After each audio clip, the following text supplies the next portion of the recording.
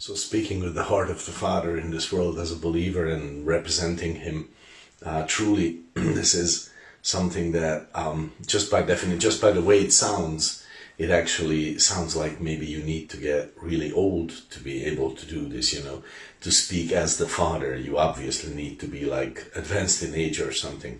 But this is not always the case.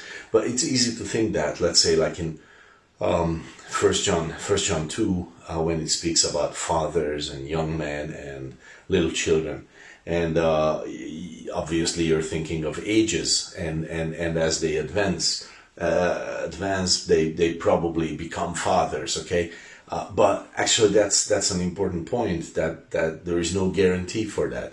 Yeah, most of the time it will be necessary for someone to gain age and experience and learn much on the way with God, and God will teach their hearts many things on the way, and then they can get to a place where they can really truly represent God. But it's not a guarantee that it happens. In Job 32, we see Elihu, who was one of the friends of Job.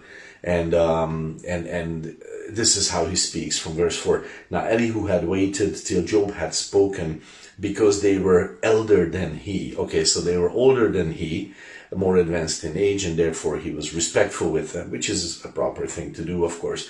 When Elihu saw that there was no answering the mouth of these men, then his wrath was kindled. Okay, he's a young guy, he gets upset about it.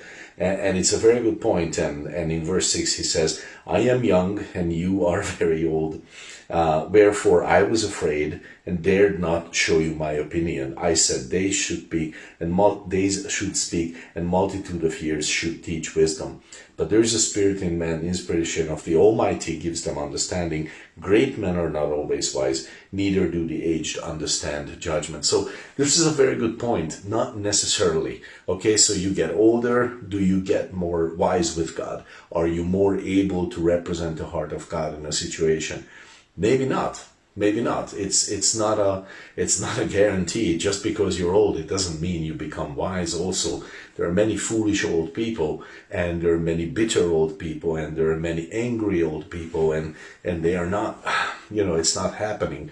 This is why it's so important to be learning about this, and in our hearts, meditating on it, which is why I'm spending so much time on it with you. And I trust that your meditation, like in Isaiah 50 verses 4 and 5 and the many other verses I have given over the past few days, I hope that has been fruitful in your heart in seeking this kind of an expression of God. But what is the key? So Psalm 119 verse 100, that's easy to remember, even I can. The writer there says, I understand more than the ancients, so apparently he's younger, because I keep your precepts. Okay, did you hear that? That's like a mic drop moment there. Okay, because I keep your So he is saying obedience. He obeys God's precepts. Whatever God prescribes, he obeys it.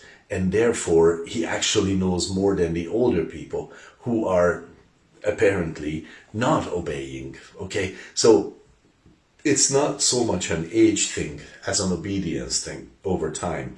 And maybe you're a young person. Don't worry about that.